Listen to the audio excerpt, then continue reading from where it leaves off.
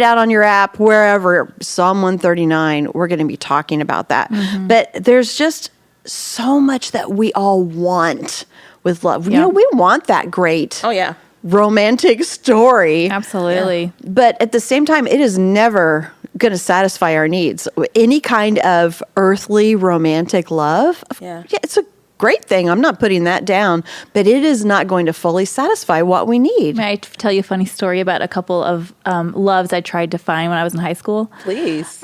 Because I remember my best friend and I would sit in her car before school, and we would talk about the love notes we were hoping we would get from the boyfriends we didn't have. But it's good to have goals, you know? Yes. Yeah. So I remember as a senior in high school, I found a cute boy at the mall, and he was 2 hours late to pick me up. Rude. From my parents' house, and then he offered to steal me something when we went to the mall to shop. What a winner. He's such a mage and a thief. I know. Be still my heart. It's true. And there was a couple like that who weren't like quality winners, and looking back, I just wanted like a love story. I just wanted to have a story like the movies that you see. So like as a woman, I think our hearts just are drawn to that. Yeah. I didn't let him steal something. I do want to let you know that. I did say no to that Justin Timberlake CD. You said, steal my heart. Justin Timberlake CD? Yeah, I know. Oh, no, I might have been like, well, that's on you, Eddie. You told him to steal your heart instead. Yeah, and he didn't. But I so badly wanted that love story, even just as a little girl. Yeah. I mean, I think everyone wants that love story. You know, everyone wants to be loved. And even if you've come to a conclusion where you're like, I don't think I'll ever, I have a lot of friends now that are like, I don't know if I'll ever get married, especially, you know, I have several friends that are now post-divorce, you know, and so it's like, I don't know if I'm going to do that again. I don't know if I'll get married again. I don't know if I'll fall in love again. And for me, I've teeter-tottered over these past couple of years, like, will I do the whole love thing again? Just because, you know, I tried it and it was good for at times, and then it was real bad to the point where it doesn't exist anymore because of divorce. But I have to redefine what love is. Yeah. Well, and for nearly everybody, you know, no relationship is perfect. Right. And how many people who've been married for years are saying, I wish I had that romantic thing again, you know, and there are ways that God can bring that stuff back to us, but it's all fleeting. It's all about feelings. And what we're talking about is like the greatest love note of all. It doesn't change. It's not fleeting. Yeah. It's not about a feeling. It's about fact and truth. And so we're going to read Psalm 139 and just start by going through this. So let these words sink in, and then we're going to let Joyce kind of take us through a lot of it and talk really specifically about some of these verses. So starting with Psalm 139, right at the beginning, O Lord, you have searched me and know me. You know when I sit down and when I rise up. You discern my thoughts from afar. You search out my path and my lying down and are acquainted with all my ways. Even before a word is on my tongue, behold, O Lord, you know it altogether. You hem me in behind and before and lay your hand upon me. Such knowledge is too wonderful for me. It's too high. I cannot attain it. Wow. Okay. So good. Yeah, super good. So I have 7 through 12. Where shall I go from your spirit? Or where shall I flee from your presence? If I ascend to the heavens, you are there. If I make my bed in the depths, you are there. If I take the wings of the morning and dwell in the uttermost parts of the sea, even there your hand shall lead me, and your right hand shall hold me. If I say, surely the darkness shall cover me, and the light about me be night. Even the darkness is not dark to you, and the night is bright as the day, for darkness is as light with you. I love that. That's good. Okay, I got verses 13 through 24. For you formed me in my inward parts. You knitted me together in my mother's womb. I praise you, for I am fearfully and wonderfully made. Wonderful are your works. My soul knows it very well. My frame was not hidden from you when I was being made in secret, intricately woven in the depths of the earth. Your eye saw my unformed substance. In your book were written, every one of them, the days that were formed for me, when as yet there were none of them. How precious to me are your thoughts, O God! How vast is the sum of them! If I would count them, they are more than the sand. I awake and I am still with you. I'm going to skip down to 22. 23. Search me, O God, and know my heart. Try me and know my thoughts, and see if there be any grievous way in me, and lead me in the way everlasting. Can I just say I love reading it out loud, because if you guys didn't go look it up on your own, as we read that over you, that is sinking into people's hearts. Like God is speaking that over them. Yeah. Just gives me chills. Go ahead. And when you take this like verse by verse, line by line, I think about what makes me feel loved. Yeah. And it's being known, being seen, being thought about as something special, and all of those things, every one of those things are written in this love letter from God. You know, I know you, I see you, I love you, I created you for a special purpose.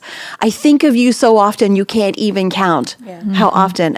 I just think there's so many beautiful things in there. So we're going to start with Joyce, and she's going to talk a little bit more about this to get us rolling, and then we are going to delve into this verse by verse. I got stuck. Verse by bit. You know what it is? It's the teeth. They got stuck together because They look good. You know, They're so straight. because I've got these crazy trays trying to straighten my teeth. They're out right now, and then you've got these little sticky things, so my mouth just stuck. Anyway, here's Joyce. He loves that anyway. Psalm 139, 17 and 18. How precious and weighty also are your thoughts to me, O God. How vast is the sum of them. If I could count them, they would be more in number than the sand. When I awoke, I could count all the way to the end, and I would still be with you. Everybody say, God's got me on his mind. Learn how to think about that when you first wake up in the morning. God, you've got me on your mind right now. Awesome. God thinks you're wonderful. Don't sit there and just go. I said, God thinks you're wonderful.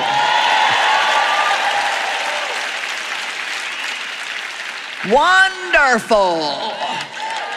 Wonderful, wonderful, wonderful. Now, I know this will be a stretch for some of you, but one of the things that you can do that is actually very biblical and has been very life-changing for me, and it also helps you to renew your mind, and that is not only to learn to think like God thinks, but to learn to talk like God talks. So, you can get up every morning and say, God thinks I am wonderful. Good, we have 3 kind of wimpy, weak claps. Now,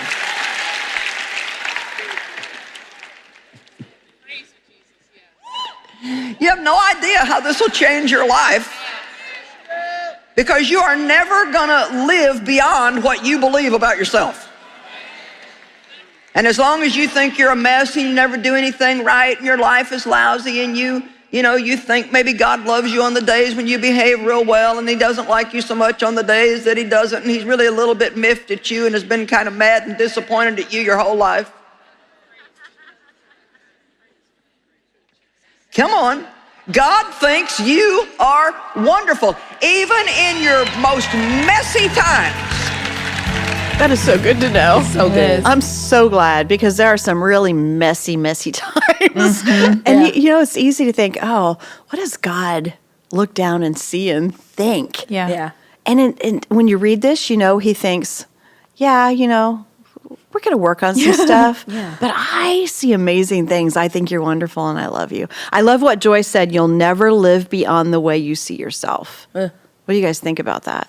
It's powerful. It's powerful, and I've dealt with that. Yeah. When you feel like you're unlovable, when you feel like you're unattractive, when you feel like you've failed in something that you really worked hard at, and you just feel like a bad mom. You feel, and I went through that, and I think it's beautiful that Scripture shows that it's okay to have those Yeah. moments Me of too. where you're buried in the depth of, and to know that he's still there, Yeah. even when you think those negative things, God is still there, but it's hard to pull yourself out of it. And like, I literally have had to sometimes sit in that, but then like snap out of it and be Yeah. like, even if I don't feel like it, I had to start speaking. Like Joyce said, I had to start speaking. No, I'm a good mom. Like God thinks I'm wonderful. He thinks I'm amazing. He thinks God thinks I'm a good wife. I'm still good wife material. You know what I Yeah. mean? Like, because once you've had something, You're still triple A wife I'm material. still triple A wife. You know what I Absolutely. You mean? know what? You don't have to be a wife because you're still triple A person I'm material. triple A. Yeah, exactly. But the devil wants you to think that you're a failure at everything when Exactly. something Oh, yeah. fails, and then it trickles He's into so dumb. it trickles into everything else. And so maybe I'm not a good cook, or maybe I Yeah. wasn't a good Yeah. cleaner. Maybe I was, and it just you can go down that spiral of just Yeah. nitpicking, and that's just not just. I know that spiral. Yeah. Because I did it on Monday to Ginger. Oh, really? I did. You wanna will share it? tell on myself here for ahead. a moment because she's the most wonderful. I will cry. I'll cry again talking about the way I cried to her on Monday. But I got very in my head and I started questioning all these things about myself, putting limits on myself of who I thought that I was. And so I got in this place and I thought, you just need to have a conversation with Ginger because she'll tell you some truth. And so I'm crying in the middle of Starbucks, and I thought these poor people watching think something terrible has happened. I should have said, it's fine, I'm having a moment. I'm just having a bit of a breakdown. Yes, but I think I had just started questioning myself and who these things that God says I am. I don't think that I believed them anymore. And so I needed to say out loud the lies that the devil had been telling me. Yeah. Because then to combat that with the truth that I am good enough. Like I can do this. More than good enough. And I had forgotten, I think. It was so so special, I think, to be able to hear what you were dealing with and to be able to share the truth with you once again. Yeah. Because we get stuck in those places and we Yeah. need to hear it. We need to hear the truth and we need to change our thinking. But Erin was sharing and she's so sweet and, like she said, she's crying in Starbucks and And it wasn't like sweet, like tears. It was like sobbing. Like I made a sound at one point. Oh, wow. It was a moment. but then she's saying all these things. Maybe I'm not this, maybe I'm not that. And I was just listening to her and thinking, I know who Erin is. Right. I know how great she is, all the things that God has put into her. And then when she got to the line that said, maybe I'm just not trustworthy, I just started, She laughed. I literally laughed and I'm laughing as she's crying and I'm like, I am so sorry to be You're such a good friend. laughing at you in Starbucks while you're crying. But if you could hear the things that you're saying, for me to hear you say, maybe I'm not trustworthy. Like, Erin is the most loving, Yes. trustworthy person you're going to run across Yes. anywhere. So anyway, just to have those confirmations Yeah. that we all need Yeah.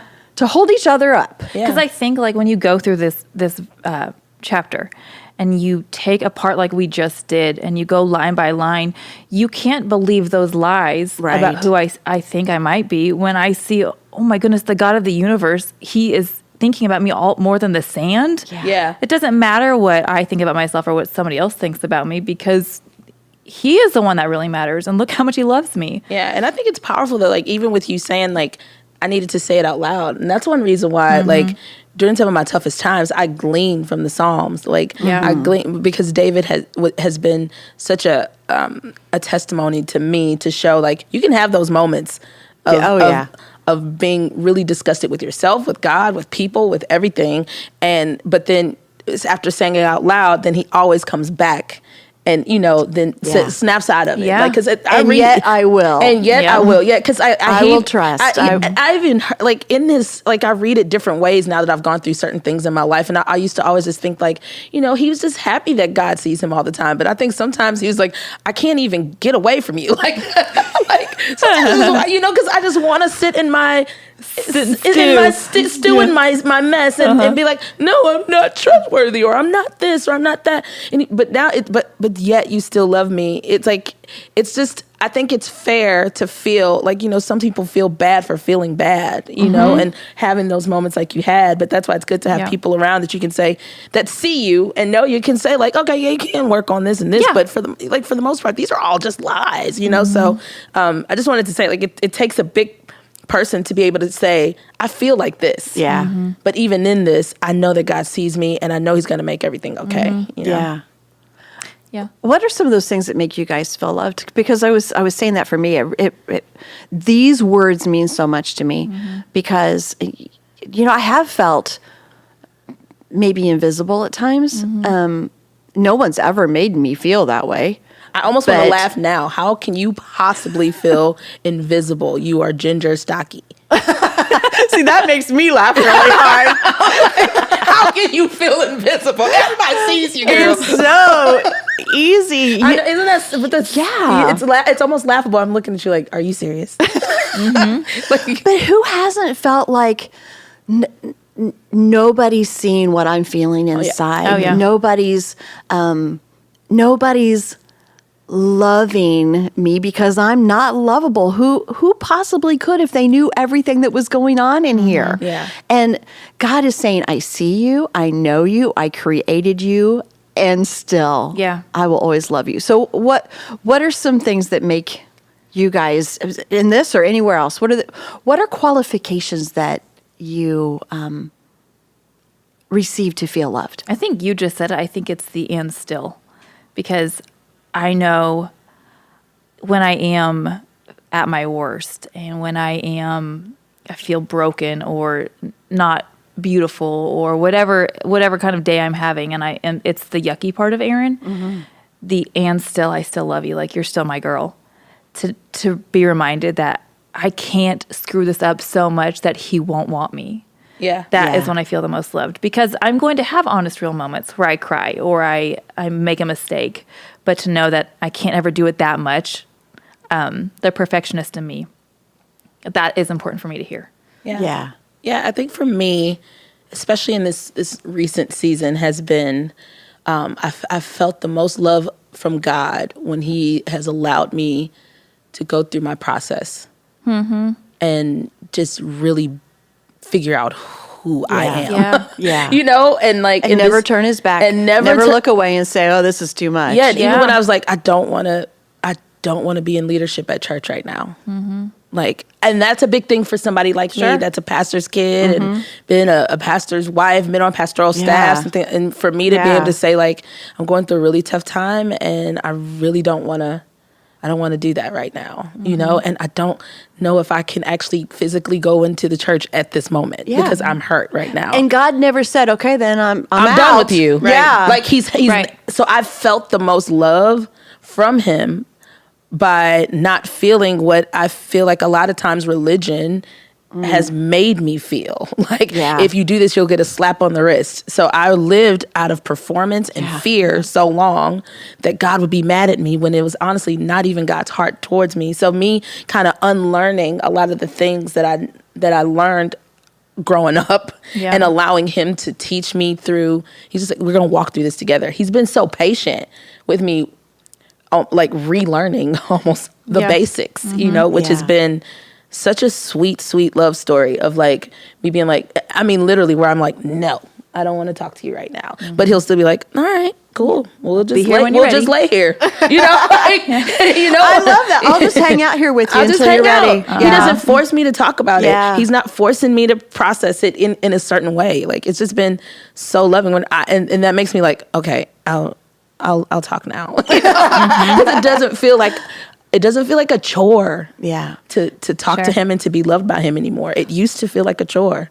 And so now it just feels like life. You know, that reminds me of my kids, because one of the things that God taught me so much about his love for me was in being a parent. Oh, yeah. Because, wow, I can't even describe my love for these two girls. And seeing who they are, and of course, seeing them go through whatever they're going through in life. My love never was any less. Yeah. And he loves me so much more than I love them. Yeah. He loves them so much more than I can even imagine. And so feeling that kind of like almost a gut-wrenching love, because if they're hurting, Oh, yeah. Mama Bear's ready gosh. to, Yeah, do absolutely. Yeah. whatever it takes to fix their problems and to do what I can to get them past any Yeah. pain. And God feels that for us, and Yeah. his heart is broken when ours is broken. So I've just learned so much through that. But with my kids, God created them. And it's so exciting to me to see how the specific things that he put in them and how different they are and the wonderful things that he had in mind, because they're just amazing. Yeah. Yeah. And they're very different. And so like with our oldest, with Taylor, I had to do what you're talking about. I had to be ready to listen when she wanted to talk. Yeah. And be there and not push. But when she was ready, it was always wonderful. Yeah. And I loved hearing her heart. Yeah. And with Morgan, our other daughter, there were more times that I knew what was going on. And yet as she's getting older, that's changing a little bit. And because now we don't have as much time together. So Yeah. I love the way God pursues us. Yeah. The way that I want to pursue my girls, to know who they are and to be there for them. God pursues me. And he's always there when I need him. And he's not just hanging back mad because I didn't call often Right. enough. Yeah. So that's where I need to be, Yes. that kind of a parent. I don't know. I've just learned so much through motherhood. That's so real. Like I've learned so much about God's love for me through being a mother to my Taylor. You know, she's a teenager, and because honestly, I was really, really, mad at God. I was really angry at him. Like, if you know me so well and you knew all these things, why would you allow all this stuff to happen? I've And, asked those questions. If you Yeah. love me so much, then why Yep. is all of this? Like, if you knew this was going to happen from the womb, like, why would you allow me to go through all Right. of this? But then like having my daughter, and the older she gets, I want her. My love for her has changed, of course, as she develops into a woman.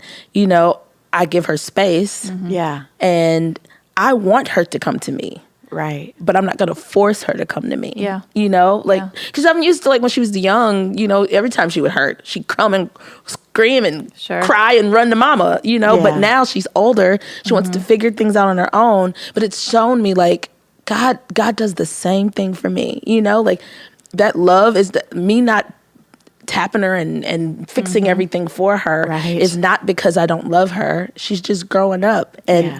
I have to trust that what I've instilled in her and what I've put in her, she's going to make the best decisions for herself. And that's hard. So I can only It's imagine really how hard it is hard, for God, like seeing us make all these mistakes and still being like, I love you and I'm here whenever you call me. Yesterday, Kaden got in trouble because he threw food in the cafeteria. Okay. And so he got to sit Did he at scream food fight when he did it? He did it. He did it really quietly for just one friend in particular. I said, "Buddy, why did you do that? You can't do that." Like trying not to laugh. And he said, "Well, because he thought it was funny."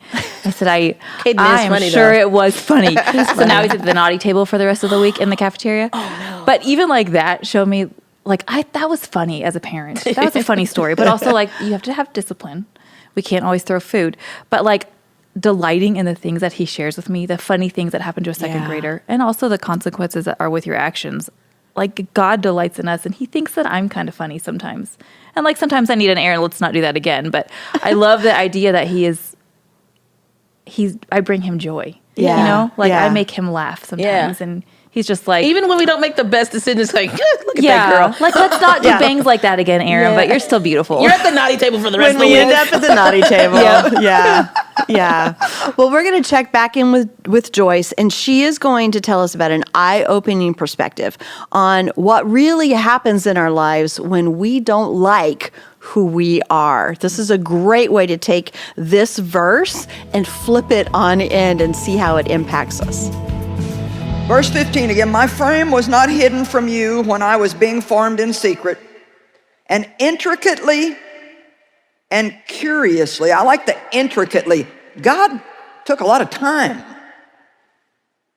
making you very specifically and very specially, and he doesn't appreciate it when we don't like what he did. I said he doesn't appreciate it when we don't like what he did. I remember a friend of mine many years ago, people in the crowd were invited to go up for prayer, and she went up to the pastor and said, I need you to pray for me. I just hate myself. I just hate myself. And he backed off and looked at her and he said, who do you think you are? She was expecting some pity. He said, who do you think you are? If God loved you so much, they sent his only son to die for you and to suffer like he did, that you might be free. Who do you think you are to hate yourself? So we need to start seeing ourselves the way God sees us. And it's such a healing thing to begin to like yourself instead of being against yourself. And I know what I'm talking about because I spent a lot of my life not liking myself, but I'm rather fond of myself now. Not in a selfish, self-centered way, but I just finally figured out I got to be with myself all the time. There's never a moment in my life when I get away from me. I can't even go to the bathroom without me. I can't do anything without me. And so if I don't like me, I'm in serious trouble because I'm with me all the time. It's true. It's true. We can't get away from ourselves. And that thought of, if God put this much time into who I am, who am I to say that the God of the universe did it wrong? Yeah.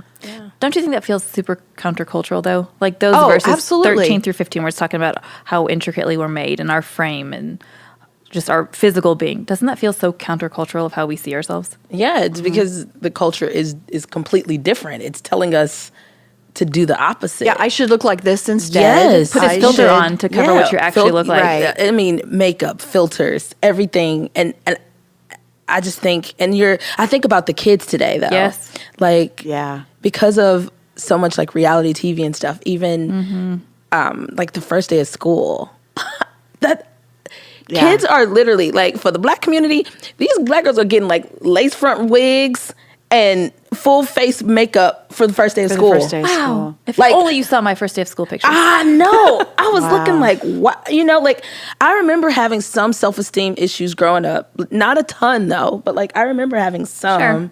Because I just wanted to look like a Cosby kid or somebody from Full House, you know, like Punky Brewster, you Punky said. Brewster. As a little kid, Punky Brewster. Then older, it was like Lisa Bonet. Like, I just wanted to be like cool, you know. But it was still more laid back, and so I just think about like, you know, kids that are growing up now and how hard it is for them to love themselves because of like the images that are they can't, like just how Joyce is saying, we can't escape ourselves. We also can't escape society's expectations of like what girls and, you know, guys should look like. And so it's really tough. I feel bad for a lot of the teens. Like it's hard to keep up with that because I know I go through self-esteem issues, especially post pregnancy, you know, having my daughter. And it's hard to, my body drastically changed after I had her. It's a bad excuse when she's almost 20, but still, I never bounced back. And it's like, it's so, I mean, but still. You look good. Thank you, girl. But like, but I'm saying like, there are certain things, of course, we can keep doing to help ourselves. And Joyce always talks about that too. But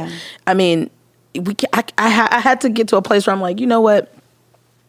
I'm gonna be with me all the time. Right. And at this point, I'm the only one with me. So I have to start. I'm the only one in the bathroom. In my house. On Christmas, I'm by myself. I have to start liking myself at the phase I'm in right now. I can't always be in progress. Like I can't be like, oh, I like myself more when this, or I'll like myself more when that. Oh my goodness, how many of us do we think when I lose this number on the scale, then I'll like myself? Yeah. Or when my hair grows to this length, then I'm going to feel better about myself. Or when I get this education or this job, I'm going to feel better about myself. You're right. We can't live in that when I get there. Exactly. Because honestly, when we get there, we're not even always celebrating happening when we got there. Yeah. Because we're trying to get to the next You're when I right. get You're there. always And then I trying. look back and I'm like, I was not bad right then. I was trying to still get there and I need to Right. get back there.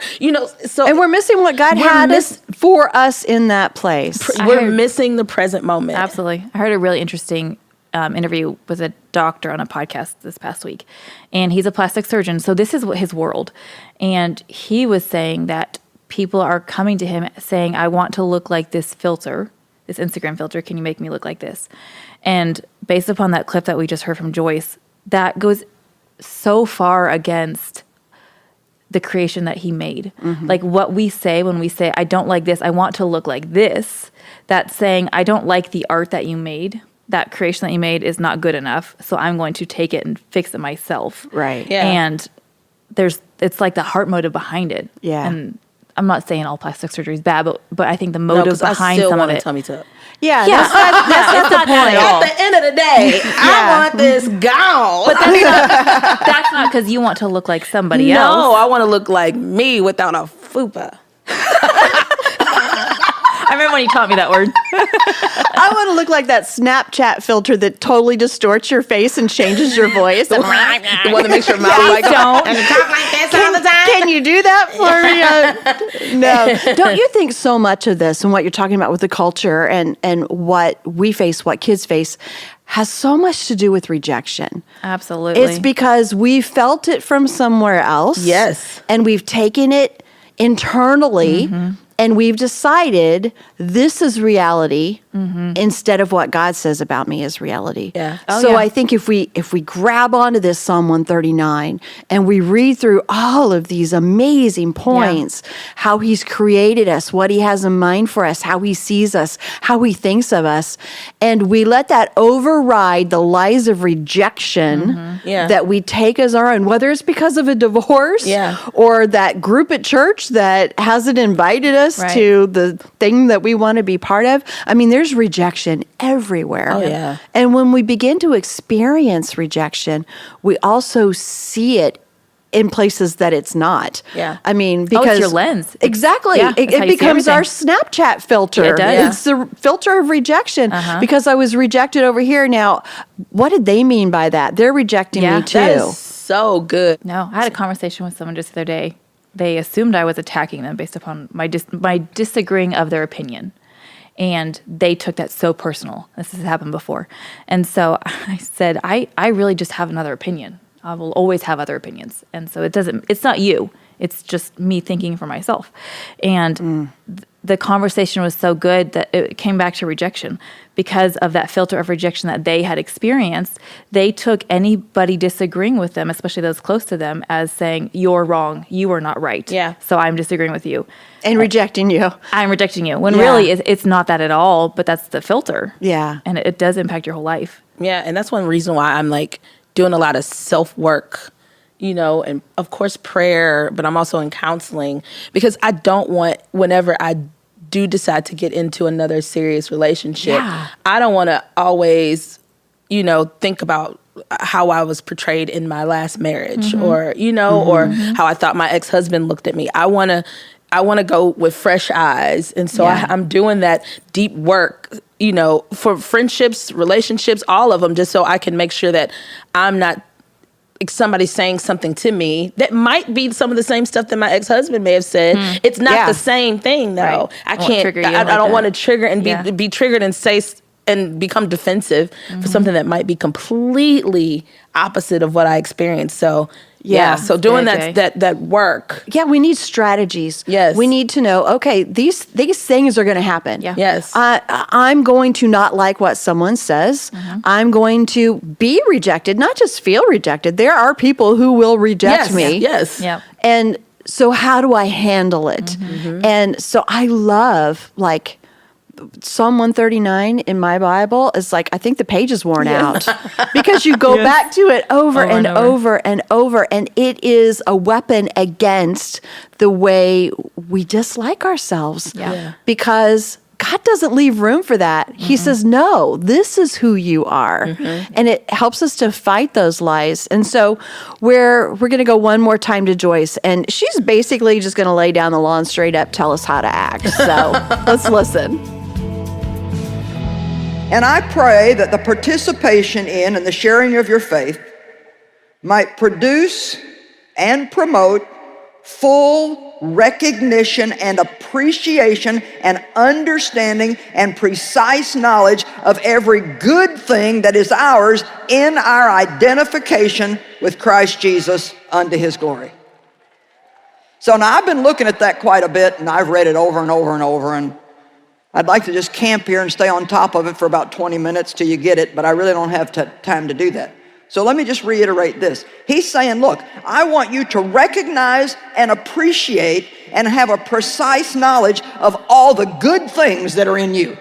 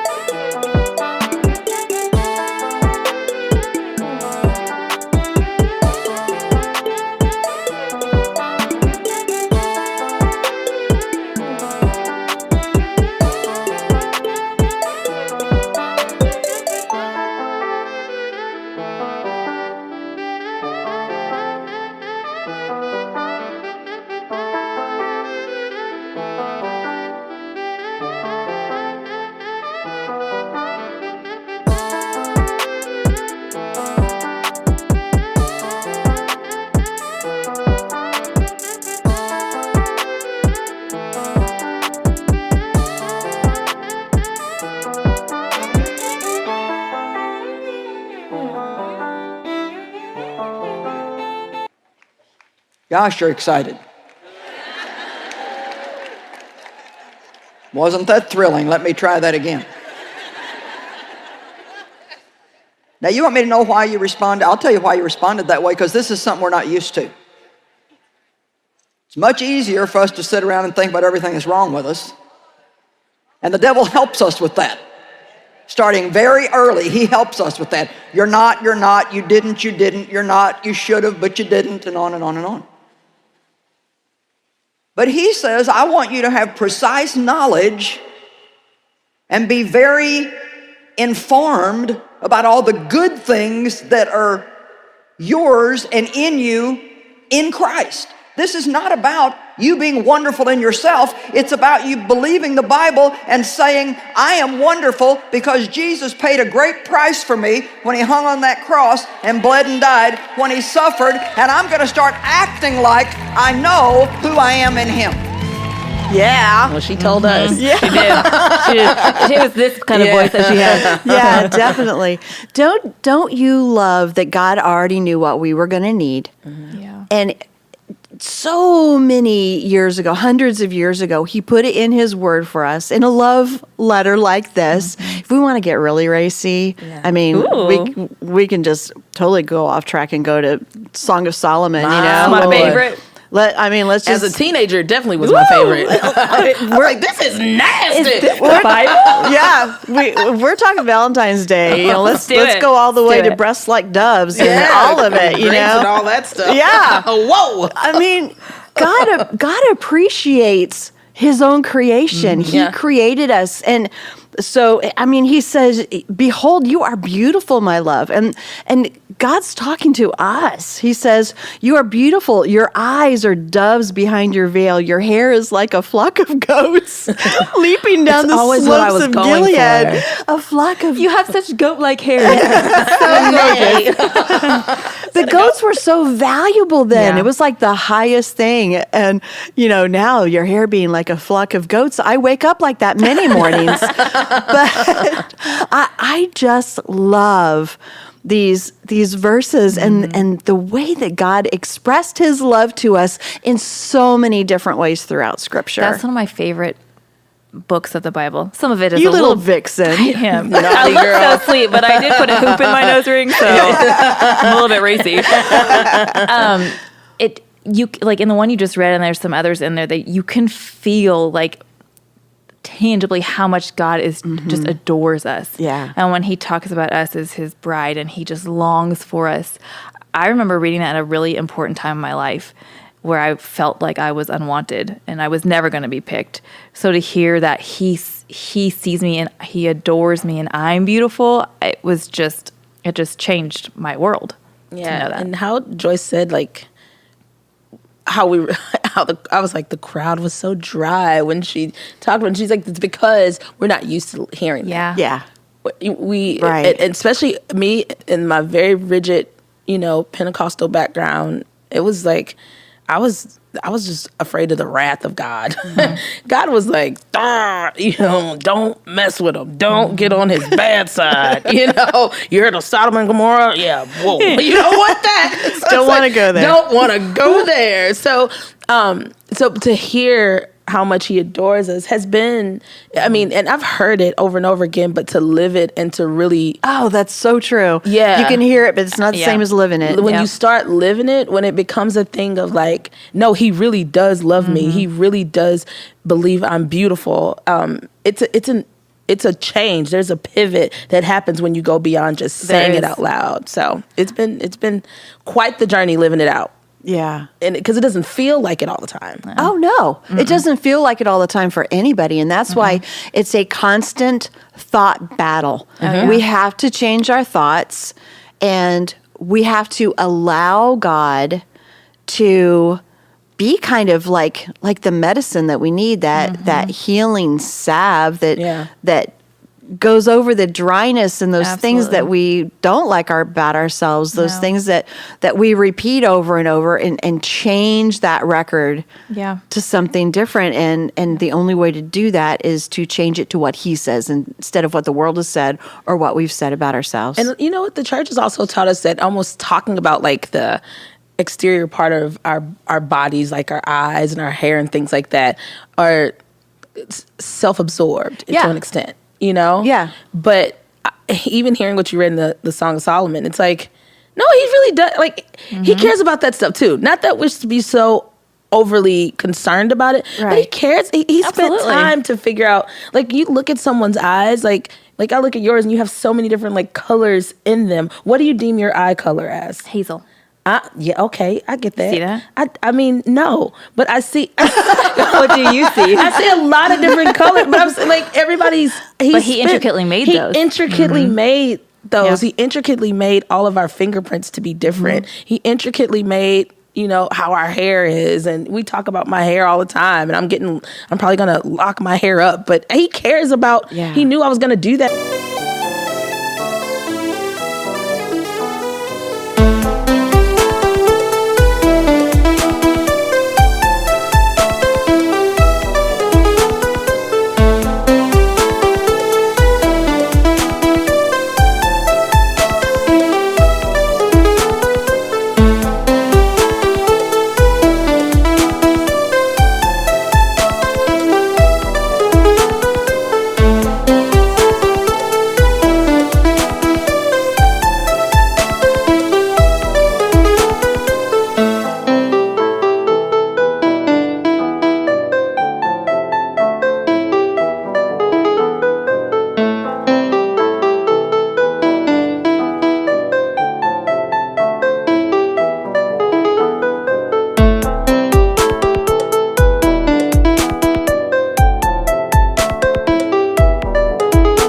Too, like he just cares about the exterior and the interior, but it's okay to care about this stuff because he really does. Yeah, there's nothing out of his purview. And the world's idea of beauty is so different than his. That's why there are, countless options of people out there. That's why we don't all look alike. Yeah. Because God is such a creative God that we don't need to limit ourselves to the magazine idea of beauty. Yeah. It's just, it's hard not to. so much smaller than how big God is. Exactly. But you have to be intentional though. Oh, yeah. Especially today because it's just every image is just thrown at us. So. I want to end with that. So what are some things that we can do with this? Okay, we have this beautiful love letter from God now. Mm-hmm. What do we do with it? How do we combat those things? Because I think of today for many people, it's a really hard day. Yeah. And they're maybe wishing they had something they didn't, or they're hurt by something that happened to them, whatever it may be. Mm-hmm. What are some of those things you combat that with? I think you need to look in the mirror. First of all, I have my answer is two-part.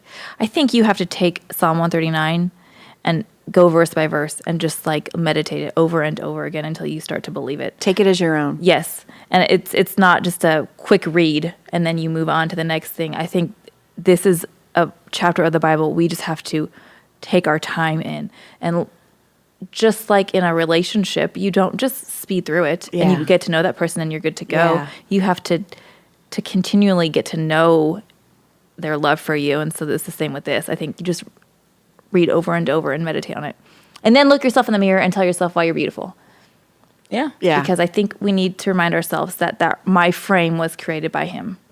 That's good. I love that. And so I'll do the 2-part thing too, because after doing the scripture, one thing that's helped me in some of my lowest times is creating a playlist in my music yeah, too, that's good too. of things that echo what the scripture says. It's Yeah. like putting it in different forms too. Like, sometimes I read it to myself. Sometimes I let the app play it and I listen to the man that talks like this and he reads it for me, or I'll make a playlist of like, girl, you got it, Yeah. kind of songs as I get ready. That's great. It helps me, and also when I'm headed to somewhere, like even if it's a date or an interview, I just play that playlist to help me feel, powerful and strong and remind myself of what God says and who God says I am. And then the last thing I do is like, I get dressed. Like, because a lot of times when I'm in those slumps and like Satan wants to keep me low and wants to keep me like in the bed and not wanting to human. Like I say that means interact with people.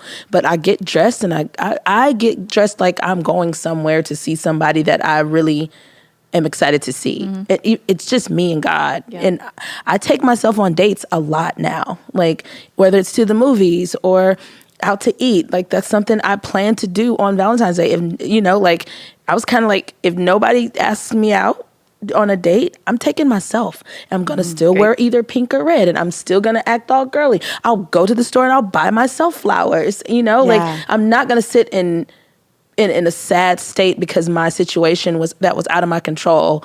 It's still, has an impact on me today. I'm going to do things actively to make sure that I feel great loved. encouragement. Yeah.